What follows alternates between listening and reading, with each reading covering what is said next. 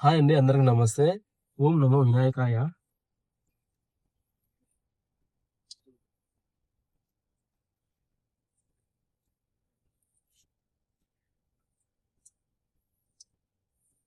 ఓం నమో రంగనాథాయ. ఓం నమో నారాయణాయ. మనమైతే ఇవాళైతే శ్రీరంగం యాత్ర అయితే స్టార్ట్ చేయబోతున్నామండి. ఇక్కడ నుంచి మనం శ్రీరంగపట్నంకి ఎళ్ళేసి, అక్కడ ఫస్టు ఆది రంగనాథ స్వామిని దర్శనం చేసుకున్న తర్వాత శివసముద్రంకెళ్ళేసి మధ్య రంగనాథ స్వామిని దర్శనం చేసుకొని, ఆ తర్వాత శ్రీరంగంకైతే ఈరోజు ఈవినింగ్ లోపల శ్రీరంగంలో రంగనాథ స్వామిని అయితే దర్శనం చేసుకుందామండి. ఈ ట్రిప్ అయితే చాలా బాగుంటుంది. ట్రిప్ స్టార్ట్ చేయబోతున్నాము.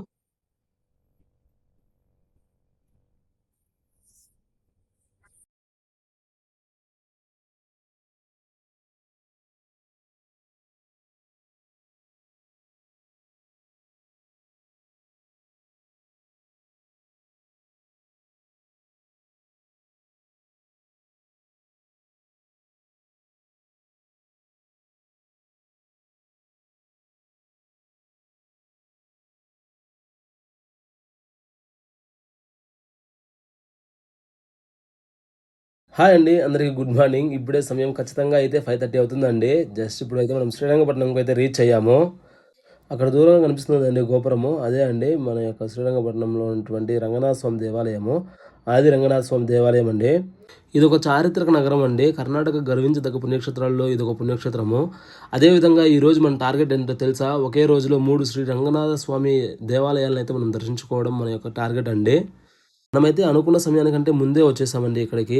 అయితే ఇక్కడొచ్చేసి దేవాలయము మార్నింగ్ 7:30కి అయితే ఓపెన్ చేస్తారంట. సో, మనమైతే 5:30కి అంతా రీచ్ అయిపోయాము. సరే అని చెప్పేసి ఒకసారి దేవాలయం దగ్గరకు వచ్చి ఒకసారి చూద్దామని చెప్పేసి చూస్తున్నామండి. వ్యూ చాలా బాగుంది. అద్భుతంగా ఉంది. టైం చూడండి 5:27 అవుతుంది కరెక్ట్‌గా. పుణ్యక్షేత్రం గురించి మనం మాట్లాడుకుంటే కావేరి నది 2 పాయలుగా చీలి మధ్యలో ఒక దీవిలా ఉండే ఈ ప్రదేశమే అండి శ్రీరంగపట్నము. ఇది కేవలం ఒక ఊరు మాత్రమే కాదండి. దీనికి వందల ఏళ్ల చరిత్ర అయితే ఉంది. ఇక్కడ ఉన్న శ్రీ రంగనాథ స్వామి ఆలయం అత్యంత ప్రాచీనమైనదండి. దీన్ని ఆదిరంగం అని పిలుస్తారు. అంటే కావేరి నది ఒడ్డున ఉన్నటువంటి 3 శ్రీ రంగనాథ స్వామి యొక్క క్షేత్రాల్లో ఇది మొదటిదండి. అదేవిధంగా 9వ శతాబ్దంలో గంగవంశపు రాజులు ఈ ఆలయాన్ని అయితే నిర్మించారండి. మనం ఒకసారి చరిత్రలోకి వెళ్తే అండి, ఈ నగరము విజయనగర సామ్రాజ్యంలో ఒక ముఖ్యమైన కేంద్రంగా ఉండేది. ఆ తర్వాత మైసూరు ఒడియర్ల పాలనలో కూడా ఒక మంచి పాలనా కేంద్రం అండి. కానీ శ్రీరంగపట్నం పేరు వినగానే మనకందరికీ గుర్తొచ్చేది టిప్పు సుల్తాన్ గారు. మైసూర్ పులిగా పిలువబడే ఆ టిప్పు సుల్తాన్‌కి ఇది ఒక రాజధాని అండి. ఇక్కడేనండి మన టిప్పు సుల్తాన్ గారు బ్రిటిష్ వారితో వీరోచితంగా పోరాడి ప్రాణాలైతే అర్పించారు. ఇక్కడ కోట గోడలపైన టిప్పు సుల్తాన్ వేసవి విడిది దరియా దౌలత్ బాగ్ చూస్తే ఆనాటి చరిత్ర మన కళ్ళ ముందైతే కదలాడుతుందండి. ఇక టైం అయితే 7 అయిందండి. మనమైతే క్యూలోకి వచ్చాము. ఇక్కడైతే ఫ్రీ దర్శనం 50 రూపీస్ స్పెషల్ దర్శనం అయితే ఉందండి. మనమైతే 50 రూపీస్ స్పెషల్ దర్శనంలో అయితే వెళ్తున్నాము. క్రౌడ్ తక్కువ ఉన్నప్పటికీ కూడా మేము 50 రూపీస్ దర్శనంలో వెళ్ళడానికి రీజన్ ఏంటంటే ఈ రోజే మొత్తం 3 క్షేత్రాలు దర్శించాలి కదండి. ఎక్కడ టైం వేస్ట్ అవుతుందేమో అని చెప్పేసి భయపడి మనమైతే 50 రూపీస్ టోకన్లో అయితే వెళ్ళాము. చాలా ప్రశాంతంగా అయితే అనిపించిందండి దర్శనము. ఇంకొక చిన్న మాట ఏంటంటే అండి, ఇక్కడైతే మనకు 50 రూపీస్ దర్శనంలో యూపీఐ కూడా యాక్సెప్ట్ చేశారు. బట్ శ్రీరంగంలో అక్కడ స్పెషల్ దర్శనం ఉన్నప్పటికీ కూడా అక్కడైతే యూపీఐ అయితే యాక్సెప్ట్ చేయలేదు. అక్కడ ఓన్లీ క్యాష్ మాత్రమే అన్నారు. మేము అక్కడైతే కొంచెం సఫర్ అయ్యాము. అది కూడా చెప్తానండి మీకు ఎండ్‌లో ఏ విధంగా మేమైతే దర్శనం చేసుకున్నామని చెప్పేసి. ఆల్రెడీ మన ప్రీవియస్ వీడియోస్ మీరు చూసింటే మీకు కనిపిస్తూ ఉంటుందండి. ఆ పిల్లర్స్, ఆ కాలమ్స్ చూడండి ఎంత అద్భుతంగా వాళ్ళైతే తీర్చిదిద్దారో ఆ కాలంలోనే. అసలు అప్పట్లో లేత్ మిషన్స్ లేకపోయినా కూడా అప్పుడు ఇంజినీరింగ్ టెక్నాలజీ చూడండి ఎంత అద్భుతంగా ఉన్నాయో. అసలు నాకైతే చాలా అద్భుతంగా అనిపించింది. అక్కడైతే మేము రూట్ మ్యాప్ కూడా చూసామండి. శ్రీరంగం వెళ్ళడానికైతే 2 రూట్స్ అయితే ఉన్నాయండి. ఒకటొచ్చేసి మలై మహదేశ్వర బెట్టే, ఇంకోటొచ్చేసి దింబుం ఘాటు. దింబుం ఘాట్ అయితే కొంచెం బాగా లాంగ్ అవుతుందని చెప్పేసి మేమైతే మలై మహదేశ్వర బెట్టే రూట్ అయితే వెళ్ళాము. చూడండి టెంపుల్ వ్యూ ఎంత అద్భుతంగా ఉందో, ఎంత విశాలంగా ఉందో. చాలా బాగుందండి వ్యూ అయితే. మార్నింగ్ అసలు చల్లగా ప్రశాంతంగా టెంపుల్ కూడా చాలా బాగుంది. స్వామివారిని అయితే చాలా అద్భుతంగా అయితే మేము దర్శనం చేసుకున్నామండి. ఇక్కడ మాకు స్వామివారు అయితే ఆదిశేషుని మీద శయనిస్తున్న భంగిమలు అయితే కనిపించారండి. ఈ క్షేత్రంలో దర్శించుకుంటే సకల పాపాలు తొలగుతాయని చెప్పేసి భక్తుల ప్రగాఢ నమ్మకము. మేమైతే ఇక్కడ స్వామివారిని దర్శనం చేసుకొని నెక్స్ట్ వచ్చేసి శివసముద్రం అని చెప్పేసి మధ్యరంగనాథ స్వామి టెంపుల్కి అయితే బయలుదేరేసాము. ఇక్కడ కనిపిస్తుంది కదండి, ఇది వచ్చేసి కావేరి నది అండి. 3 దేవస్థానాలు కూడా మనకు కావేరి నది ఒడ్డునే ఉంటాయండి. ముఖ్యంగా శ్రీరంగం అయితే కావేరి నది 2 పాయలుగా విడిపోయి దీవిలాగా ఉంటుందండి. శ్రీరంగము. శ్రీరంగం వచ్చేసి మనకు తిరుచి అండి, తిరుచుపల్లి తమిళనాడు. ఇప్పుడైతే మేమైతే శివసముద్రంలో అయితే మధ్యరంగనాథ స్వామి యొక్క టెంపుల్ అయితే రీచ్ అయ్యామండి. ఇక్కడొచ్చేసి స్వామివారి గుడొచ్చేసి కన్‌స్ట్రక్షన్‌లో ఉందంట. అందుకని జెప్పేసి వాళ్ళు మన హైందవ సాంప్రదాయం ప్రకారము మంత్రోచ్చారణలతో వాళ్ళైతే పక్కనైతే స్వామివారినైతే ప్రతిష్ఠించారండి. క్షమించాలండి, చిన్న కరెక్షను. యాక్చువల్‌గా శివసముద్రంలో ఉన్నటువంటి ఈ మధ్య రంగనాథ స్వామి టెంపుల్ గూడా మనకు ఈ కావేరీ నది 2 పాయలుగా విభజించబడి దీవిలో అయితే ఉంటుందండి. శ్రీరంగపట్నంలోని ఆదిరంగం తర్వాత మనం దర్శించుకోవాల్సిన అతి ముఖ్యమైన పుణ్యక్షేత్రము మధ్యరంగము. పురాణాల ప్రకారం ఈ ఆలయాన్ని చోళరాజులు అయితే నిర్మించారంటండి. ఇక్కడ ఒక ప్రత్యేకత అయితే ఉంటుందండి. ఆదిరంగ స్వామివారు బాలరంగనాథుడిగా ఉంటే అక్కడ శివసముద్రంలో యవన రంగనాథుడిగా దర్శనమిస్తారు. అందుకే స్వామివారి విగ్రహం ఇక్కడ చాలా ఆకర్షణీయంగా తేజస్సుతో మనకైతే కనిపిస్తుందండి. ఈ ఆలయాన్ని దాదాపు 1000 ఏళ్ల చరిత్ర అయితే ఉందండి. విజయనగర సామ్రాజ్య కాలంలో ఈ ఆలయం అయితే మరింత అభివృద్ధి అయితే చేశారంటండి. ఇక్కడ గర్భాలయంలో స్వామివారు 5 తలల ఆదిశేషునిపై శయనిస్తున్న దృశ్యం మనమైతే మీరు గమనించుంటారు. స్వామివారి పాదాల దగ్గర కావేరీ మాత కొలువై ఉంటుంది. ఈ క్షేత్రం చుట్టూ ప్రవహించే కావేరీ నది గగనానికి చుక్కి మరియు బరిచెక్కి జలపాతాలుగా మరి ఇక్కడ ప్రకృతిని మరింత అందంగా, అద్భుతంగా అయితే మార్చేసాయంటండి. అయితే మధ్యరంగనాథ స్వామి దర్శనం చేసుకొని మనమైతే నెక్స్ట్ డెస్టినేషన్ శ్రీరంగంకి అయితే స్టార్ట్ అయిపోయాము. ఇక్కడ చూస్తున్నారు కదండీ, ఇది వచ్చేసి మలై మహదేశ్వర బెట్టే. ఈ కొండల మీదుగా మనమైతే మన జర్నీ సాగబోతుందండి. చాలా అద్భుతంగా ఉంటుంది. కాకపోతే నేను అంత ఎక్కువ ఎక్స్‌ప్లోర్ అయితే చేయలేదండి జర్నీని. శ్రీరంగం అయితే ముగించుకొని మనమైతే ఇప్పుడు మన యాత్రలో అత్యంత కీలకమైన, ఉత్సాహకరమైన ఘాట్ సెక్షన్‌లో అయితే ప్రవేశించామండి. అదే మలై మహదేశ్వర బెట్టే. బెంగుళూరు నుంచి మనకైతే దగ్గర దగ్గర 210 కిలోమీటర్లు డిస్టెన్స్ అయితే ఉంటుందండి ఈ యొక్క ఘాట్ రీచ్ అవ్వాలంటే. మనం ఇప్పుడు ప్రయాణిస్తున్నది వచ్చేసి అడవుల మధ్య అండి. అది కూడా దట్టమైన అడవుల మధ్యలో అయితే ఈ ఘాట్ రోడ్లలో అయితే వెళ్తున్నాము. చూస్తున్నారు కదండీ ఘాట్ సెక్షన్ ఎంత అద్భుతంగా ఉందో. ఈ రూట్ నిజంగానే ఒక అద్భుతం అండి. ఇక్కడ దగ్గర దగ్గర 30కి పైగా ప్రమాదకరమైన మలుపులైతే ఉంటాయి. మనమైతే కియా సెల్టోస్‌లో అయితే ఈ ఘాట్ రోడ్‌లో అయితే చాలా ఈజీగా దూసుకుపోతుందండి. ఇదైతే మా మామదండి వెహికల్. ఇరువైపులా ఎత్తైన కొండలు, దట్టమైన మలయాళ అడవులు. అదృష్టం బాగుంటే ఇక్కడైతే మనకు ఏనుగులు కూడా కనబడతాయంటండి. ఇక్కడైతే లోకల్‌లో చెప్పారు వాళ్ళు. డ్రైవింగ్ అంటే ఇష్టమున్న వాళ్ళకైతే ఇదొక పండగ లాంటి రోడ్ అండి. అంత అద్భుతంగా ఉంటుంది. చాలా ఎంజాయ్ చేయొచ్చండి ఈ డ్రైవింగ్ అయితే ఈ రూట్‌లో అయితే. మనం మాక్సిమం కొండ అయితే ఒకవైపు అయితే ఎక్కేసామండి. ఈ యొక్క కొండ వచ్చేసి సముద్ర మట్టానికి దగ్గర దగ్గర 3000 అడుగుల ఎత్తులో అయితే ఉంటుందండి. ఇక్కడ వెలిసిన స్వామివారు మహదేశ్వరుడు అని పిలుస్తారు ఇక్కడ. ఈయన సాక్షాత్తు శివుని రూపం అని చెప్పేసి, శివుని అవతారం అని చెప్పేసి భక్తుల ప్రగాఢ నమ్మకం అండి. 15వ శతాబ్దంలో మహదేశ్వర స్వామి ఈ కొండలపై నివసించి అనేక మహిమలు చూపి ఇక్కడ శివలింగ రూపంలో ఐక్యమయ్యారని చెప్పేసి చరిత్రలో చెబుతున్నారండి. అదేవిధంగా ఈ యొక్క స్వామివారిని దర్శనం చేసుకోవాలంటే మనం కూడా 7 కొండలైతే దాటి వెళ్ళాలంటండి. ముందర కనబడుతుంది కదండీ బస్సు. అదొచ్చేసి బెంగుళూరు నుంచి మలై మహదేశ్వరపురానికి వచ్చేసి డైరెక్ట్‌గా ఉంది బస్సు ఇది. అక్కడైతే మార్నింగ్ మనకు 6:30, 7కి అయితే అవైలబుల్ ఉంటుందంట కైలాసపాలెంలో, బెంగుళూరు మార్కెట్‌లో. ఇక్కడ మీరు చూస్తున్నారు కదండీ, కొండపైకి వెళ్ళిన తర్వాత మళ్ళీ మనము కిందకి దిగేటప్పుడు ఒక 3, 4 మలుపులైతే చాలా జాగ్రత్తగా ఉండాలి. ఇక్కడ మీరు చూడొచ్చు, కర్ణాటక టూరిస్ట్ బస్సు ఒకటి ఆ చివరాకన వెళ్తుంది. ముందు వైపు చాలా స్లోగా వెళ్తుందండి. అదేవిధంగా రోడ్డు కూడా చాలా ఇరుకుగా ఉండడము, ఆ పెద్ద బస్సులు మలుపు తిరగడానికి చాలా కష్టపడుతున్నాయండి. మనం కూడా మన వెహికల్ అయితే వెయిట్ చేస్తూ వాళ్ళకి సైడ్ ఇస్తూ వెళ్ళాల్సొస్తుంది. ఇలాంటి ఘాట్ సెక్షన్స్‌లో డ్రైవింగ్ అంటే కేవలం స్పీడ్ మాత్రమే కాదండి, ఓపిక కూడా చాలా ముఖ్యము. ఆ పెద్ద బస్సులు వెళ్ళేటప్పుడు మనం కంగారు పడకుండా వాటికి వెనక సేఫ్‌గా డిస్టెన్స్‌ని మెయింటైన్ చేస్తూ వెళ్ళాలి. ఇక్కడ చూడండి, వోల్వో బస్సు ఎనికి ముందుకెళ్ళి చాలా ఓపికగా డ్రైవర్ అయితే కట్ చేస్తున్నారు. ఈ స్లో జర్నీలో కూడా అండి చుట్టూ అడవిని చూస్తూ వెళ్తుంటే ఆ అనుభూతి, ఆ ఫీలింగ్ అయితే చాలా అద్భుతంగా ఉంది. మనమైతే ఇప్పుడే మలై మహదేశ్వరంలోకి అయితే ఎంటర్ అయ్యామండి. చూడండి రోడ్స్ ఎంత అద్భుతంగా ఉన్నాయో. ఈ టెంపుల్ గురించి మనం చరిత్రలోకి వెళ్తే అండి, ఇక్కడ మీరు రైట్ సైడ్ అబ్జర్వ్ చేస్తే ఇక్కడ స్వామివారు వచ్చేసి పులి మీద అయితే ఉంటారండి. స్వామివారి యొక్క వాహనం వచ్చేసి పులి అంట. పులి మీద స్వారీ చేసే ఈ మహాదేవుడిని చూస్తుంటే ఒక రకమైన పవర్ఫుల్ వైబ్స్ అయితే మనకి వస్తాయి. అలాగే ఇక్కడ ప్రతిరోజు జరిగే దాసయ్యల భజనలు, ఆ గంటల శబ్దాలు ప్రదేశాన్ని మరింత ఆధ్యాత్మికంగా అయితే మారుస్తాయి. ముఖ్యంగా సోమవారం మరియు పండుగ రోజుల్లో ఇక్కడ రద్దీ చాలా ఎక్కువగా ఉంటుందంట. ఈ హిల్స్‌లో ఘాట్ డ్రైవింగ్ మీకు ఎలా అనిపించిందో అయితే కామెంట్ చేయండి. అదేవిధంగా మేమైతే ఇప్పుడైతే శ్రీరంగంకి అయితే రీచ్ అయ్యామండి. ఇక్కడ కుడివైపున తిరిగిన తర్వాత ఇక్కడ నుంచి ఒక 5, 10 మినిట్స్ మనం ట్రావెల్ చేసి దేవాలయంకి అయితే రీచ్ అవుతాము. శ్రీరంగం అంటే ఊరు కాదండి, దేవాలయంలోనే ఊరు ఉంటుంది. మనమైతే ఉదయం 3 గంటలకైతే బెంగుళూరులో మొదలయ్యి మన ప్రయాణం ఆదిరంగము, మధ్యరంగము దాటుకుంటూ ఇక్కడ అంత్యరంగంకి అయితే రీచ్ అయ్యామండి. తమిళనాడులోని శ్రీరంగం చేరుకున్నాము. ముందర కనిపిస్తుందండి దేవాలయం యొక్క ద్వారము. ఈ ద్వారం చూస్తుంటే మాకైతే ప్రయాణము, ఈ అలసట మొత్తము ఒకసారిగా అయితే మాయమైపోయింది. ఒకసారిగా అయితే హ్యాపీ ఫీలింగ్ అయితే వచ్చేసిందండి. ఇక్కడ కనిపిస్తుందండి స్కూల్ పిల్లలు కూడా వచ్చారు శ్రీరంగంకి. మేము కూడా వీరితో పాటే వెళ్ళి దర్శనం అయితే చేసుకున్నామండి. మాకు దర్శన క్యూలో కూడా వీళ్ళైతే కనపడ్డారు పిల్లలు. చాలా క్యూట్‌గా చూడండి.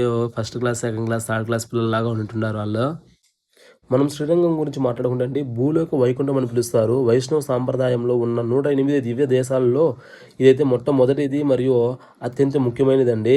ఇది ప్రపంచంలోనే ఉన్న ప్రస్తుత నిరంతర పూజలు జరుగుతున్న అతిపెద్ద దేవాలయాల్లో సముదాయాల్లో ఈ దేవాలయం ఒకటండి. సుమారు 156 ఎకరాల్లో విస్తీర్ణంలో 7 ప్రాకారాలు, 21 గోపురాలతో ఈ ఆలయం అయితే ఒక చిన్న నగరంలా కనిపిస్తుంది. అదేవిధంగా ఈ ఆలయ చరిత్ర చాలా ఆసక్తికరంగా ఉంటుందండి. శ్రీరాముడు రావణ సంహారం తర్వాత విభూషణుడిని ఈ శ్రీ రంగనాథ స్వామి విగ్రహాన్ని బహుమతిగా ఇస్తారు.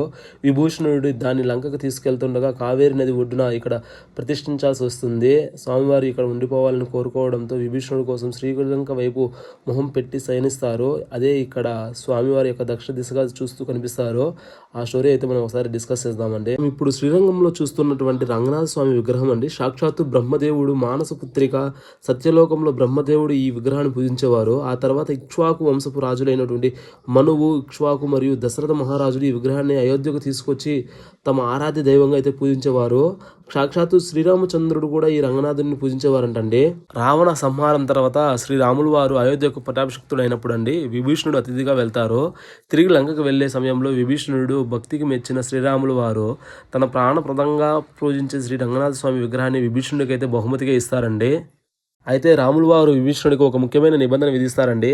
విభీషణ, ఈ విగ్రహాన్ని నువ్వు లంకకు తీసుకువెళ్ళే దారిలో ఎక్కడైనా నేలపై పెడితే అది అక్కడే స్థిరంగా ఉండిపోతుంది, మళ్ళీ దాన్ని కదల్చడం ఎవరికీ సాధ్యం కాదు అని చెప్పగా విభీషణుడు ఈ నిబంధనకు అంగీకరించి విగ్రహాన్ని అయితే జాగ్రత్తగా లంకకు తీసుకెళ్తుంటారండి.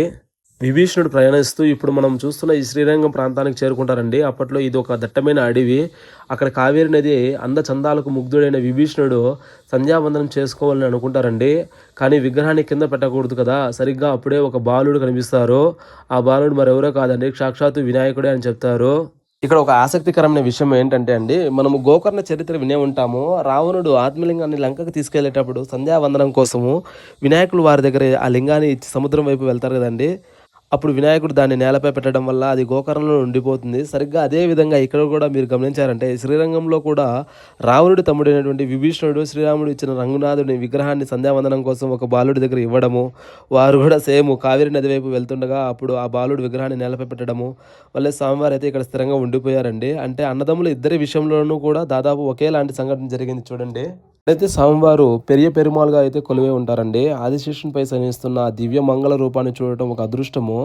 అలాగే ఇక్కడ రామానుజాచార్యులు వారి శరీరాన్ని ఇప్పటికీ భద్రపరిచిన విషయము మీకు తెలిసినదే. రామానుజుల సన్నిధి ఇక్కడ మనం దర్శించుకోవచ్చండి. ఈ ఆలయ ప్రాకారాలు నడుస్తుంటే మనకి ఆనాటి చోళ, పాండ్య మరియు విజయనగర రాజుల శిల్పకళ వైభవము స్పష్టంగా అయితే కనిపిస్తుందండి. అంత అద్భుతంగా ఉందో. మనమైతే ఇప్పుడు శ్రీరంగం ఆలయంలోకి అయితే ఉత్తర ద్వారం నుండి అయితే లోపలికి వెళ్తున్నామండి. దీన్నే వైకుంఠ ద్వారం అని కూడా అంటారు. సాధారణంగా వైకుంఠ ఏకాదశి రోజున భక్తులందరూ ఈ ద్వారం నుండే వెళ్ళాలని కోరుకుంటారండి. ఎందుకంటే ఆ రోజు ఇక్కడ నుండి వెళ్తే మోక్షం లభిస్తుందని ఒక నమ్మకము. మిగతా రోజుల్లో కూడా ఇటు నుండి వెళ్ళేటప్పుడు ఆ గోపురాల శిల్పకళలను మనైతే మంత్రముగ్ధులను అయితే చేస్తుందండి. అంత అద్భుతంగా ఉంటుంది. ఈ ఉత్తర ద్వారం నుండి మనం లోపలికి వెళ్తే అండి దగ్గర 7 ప్రాకారాలను దాటాల్సి వస్తుందండి. ప్రతి ప్రాకారం ఒక విభిన్నమైన ప్రపంచంలా ఉంటుంది. ఇక్కడ దారి పొడవునా అనేక చిన్న ఉపాలయాలు మరియు మీరు గమనిస్తే దారిలో శిల్పకళలతో కూడిన పెద్ద పెద్ద స్తంభాలు మన ప్రాచీన వైభవాన్ని అయితే చాటి చెప్తాయండి. రద్దీని బట్టి మనమైతే ఫ్రీ దర్శనం లేకుంటే ప్రత్యేక దర్శనం క్యూలో అయితే వెళ్ళొచ్చండి. మనమైతే ప్రత్యేక దర్శనంలో వెళ్దామని చెప్పేసి ఫిక్స్ అయ్యాము. కానీ మన అదృష్టం ఏంటంటే వాళ్ళైతే ఫోన్పే అయితే యాక్సెప్ట్ చేయలేదు. మన దగ్గర క్యాష్ లేకపోయింది. శ్రీరంగం అంటే కేవలం భక్తికి మాత్రమే కాదండి, అజమైన సాహసానికి కూడా నిలయము. క్రీస్తు శకం 1311 సంవత్సరము మరియు 1323 సంవత్సరం ప్రాంతంలో ఢిల్లీ సుల్తాన్ మాలిక్ కాఫర్, మీరు వింటారో బేకారం ఉండవాడో, వారు ఉల్ఘాన్ ఖాన్ నాయకత్వంలో ముస్లిం సైన్యము ఈ ఆలయంపై అయితే భారీ దాడి చేశారండి. ఆ సమయంలో ఆలయ సంపదను దోచుకోవడమే కాకుండా విగ్రహాలను కూడా ధ్వంసం చేశారు. దక్షిణ భారతదేశంలో చాలా ఆలయాల మీద వీళ్ళు అయితే దాడి చేశారండి. మనం ఆల్రెడీ సోమనాథ ఆలయము, అదేవిధంగా బేలూరు, హలేబీడు మనం చూసాం కదండి, మనం వీడియోలు కూడా తీసాము. అక్కడ కూడా మాలిక్ కాఫర్ వాళ్ళే దాడి చేశారు. ఈవెన్ దో ఎల్లోరా కేవ్స్ మీద వాళ్ళే దాడి చేశారండి మాలిక్ కాఫర్. అదేవిధంగా సైన్యం ఆలయం లోపలికి వస్తారని చెప్పి తెలిసిన వెంటనే అండి ఇక్కడ ప్రధాన అర్చకులు మరియు భక్తులు ఒక అద్భుతమైన నిర్ణయం అయితే తీసుకున్నారండి. స్వామివారి అసలు విగ్రహాన్ని కాపాడటం కోసం గర్భాలయం ముందు ఒక తాత్కాలిక గోడనైతే నిర్మించారు. ఆ గోడ వెనకాల స్వామివారు ఉన్నారని ఎవరికీ తెలియకుండా దాని ముందే మరో చిన్న విగ్రహాన్ని పెట్టి ముస్లిం సైన్యాన్ని అయితే తప్పదో అయితే పట్టించారండి. ఇది ఉత్సవ విగ్రహమైనటువంటి అలిగా మనవాలనండి అంటే నమ్మ పెరుమాళ్ళను రక్షించడానికి పిల్లై లోకచారులు అనే గొప్ప భక్తుడు ఆ విగ్రహాన్ని ఒక పల్లకిలో పెట్టుకొని దొంగచాటుగా ఆలయం నుండి బయటపడ్డారండి. శత్రువులు కళ్ళకప్పి అడవులు కొండలు గుండా ప్రయాణిస్తూ ఆ విగ్రహాన్ని కాపాడారంటండి. దాదాపు 60 ఏళ్ల పాటు శ్రీరంగనాథుని ఉత్సవ విగ్రహం మదురై, కేరళ, చివరకు తిరుమల కొండపై దాక్కుని సురక్షితంగా ఉంచారంటండి. ఈ క్రమంలో సుమారు 12,000 మంది వైష్ణవ భక్తులు ఆలయాన్ని కాపాడడం కోసం తమ ప్రాణాలను అయితే అర్పించారంట. దీనిని చరిత్రలో పన్నీరియాయిరం అంటారు. అంటే చివరికి 1371 సంవత్సరంలో విజయనగర సామ్రాజ్య సేనాధిపతి అయినటువంటి కుమార కంపన్న ముస్లిం సైన్యాన్ని ఓడించి మళ్ళీ శ్రీరంగ ఆలయాన్ని స్వాధీనం చేసుకున్నారు. విజయనగర రాజులు వచ్చిన తర్వాత రహస్య గోడలను తొలగించి 60 ఏళ్ల తర్వాత మళ్ళీ స్వామివారికి ధూప దీప నైవేద్యంతో పూజలు అయితే మొదలుపెట్టారంటండి. తిరుమల నుండి ఉత్సవ విగ్రహాన్ని కూడా తిరిగి గౌరవంగా తీసుకొచ్చి ఇక్కడ ప్రతిష్టాపించారంట. అందుకే తిరుమలకి శ్రీరంగానికి మధ్య అంతటి అవినాభావ సంబంధం అయితే ఉందండి. ఈ కథ వింటే మన ఒళ్ళు గుగురుపడుచుందండి. ఎందరో భక్తుల ప్రాణ త్యాగాలు పట్టుదల వల్లే మనం ఈరోజు ఈ దీవక్షేత్రాన్ని ఇలా దర్శించుకోగలుగుతున్నాము. ఇక్కడ ప్రతి రాయి వెనకన ఒక యుద్ధం ఉందండి. ప్రతి గోడ వెనకన ఒక గొప్ప త్యాగం ఉంది. మనమైతే ఉత్సవమూర్తిని అయితే దర్శనం చేసుకొని ఉత్తర ద్వారం వైపు అయితే మనం వెళ్తామండి. ఇక్కడ నేల మీద మన వేలను ఉంచి మొక్కుతాం కదండి. అంటే పురాణాల ప్రకారం విభీషణుడు విగ్రహాన్ని ఇక్కడ పెట్టినప్పుడు స్వామివారి నడిచిన అడుగుల మీద ఆయన పాదాలు స్పర్శ నేల మీద ఉందని భక్తులు నమ్ముతారండి. అందుకే ఈ పవిత్రమైన మట్టిని లేదా నేలను మనం తాకడం వల్ల స్వామివారి పాదాలను స్పృశిస్తున్నంత పుణ్యం లభిస్తుందని వాళ్ళ నమ్మకం అండి. ఇక్కడ మరికొందరు చెప్పే విషయం ఏంటంటే విభీషణుడి నుండి విగ్రహాన్ని తీసుకున్న ఆ బాలుడు అంటే వినాయక స్వామి ఇక్కడ నేలపై విగ్రహాన్ని ఉంచారు. ఆ సమయంలో స్వామివారి యొక్క దివ్యశక్తి ఈ నేలపై అంతా వ్యాపించి ఉంటుందని, అందుకే వేలతో తాకి మన కళ్ళతో అయితే అద్దుకుంటారండి. చూసారు కదండి, బెంగళూరులో తెల్లవారుజాము 3 గంటలకు మొదలైన మా ప్రయాణము ఆదిరంగము మధ్యరంగం దాటుకొని మలై మహదేశ్వర బెడ్ ఘాట్ రోడ్లోని అడ్వెంచర్స్ని ఎంజాయ్ చేస్తూ చివరకు అంత్యరంగంలోని స్వామివారిని దర్శనం దిగ్విజయంగా ముగిసింది. ఒకే రోజులో ఈ 3 రంగనాథ క్షేత్రాలను దర్శించుకోవడం అనేది నిజంగా ఒక అద్భుతమైన ఆధ్యాత్మిక అనుభూతి అండి. ఈ యాత్రలో మనం కేవలం దేవుణ్ణి మాత్రమే చూడలేదండి, మాలికాఫర్ దాడి మరియు స్వామివారిని కాపాడిన భక్తుల త్యాగాలను, ఆ తెవకలేని ఘోరాల యొక్క శిల్పాలను, అదేవిధంగా మన విభీషణుడి యొక్క భక్తిని కూడా తెలుసుకున్నామండి. మన సంస్కృతి సంప్రదాయాలు ఎంత గొప్పవో ఈ ప్రయాణంలో మనకు మరొకసారి గుర్తు చేస్తాయండి. దాదాపు 500 కిలోమీటర్ల పైగా అయితే మేము ప్రయాణం చేశామండి. మా యొక్క సెల్టోస్ కారులో ఇక్కడ అలసట లేకుండా ఈ ఘాట్ రోడ్లలో కూడా మమ్మల్ని అయితే సేఫ్గా ఇక్కడికి చేర్చిందండి. డ్రైవింగ్ ఇష్టపడే వాళ్ళకైతే ఆధ్యాత్మికతను కోరుకునే వాళ్ళకి ఈ త్రిరంగ యాత్ర అయితే ఒక బెస్ట్ ఆప్షన్ అండి. చాలా అద్భుతంగా ఉంటుంది. ఈ వీడియో మీకు నచ్చిందని చెప్పేసి నేను ఆశిస్తున్నానండి. ప్రయాణం గురించి మీరు ఏమనుకుంటున్నారో కింద కామెంట్ చేయండి. ఇలాంటి మరిన్ని interesting travel vlogs, historical places మరియు రోడ్ ట్రిప్స్ చూడాలనుకుంటే ఇప్పుడే మన బొలోరో బ్రోస్ ఛానల్ అయితే సబ్స్క్రైబ్ చేసుకోండి. ఆ పక్కనే ఉన్న గంట సింబల్ని నొక్కడం మర్చిపోకండి. అప్పుడే మన పెట్టే ప్రతి వీడియో మీకు నోటిఫికేషన్ అయితే వస్తుంది.